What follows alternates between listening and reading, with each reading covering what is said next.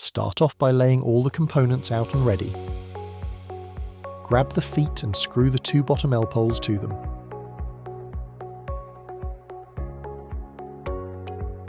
From then join the 2 with the pole that has both 10 and 1 on either end.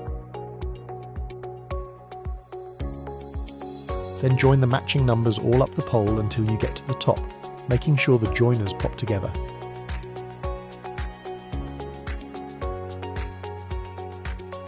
Once the sides are done, join the top to the curved poles labelled 4 and 5.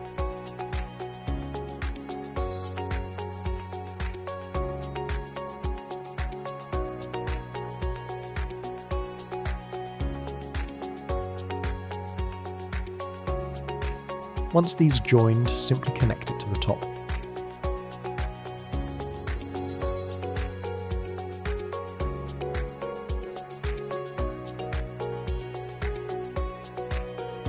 Lastly, connect the thinner pole into the middle of the zoom frame to finish your frame.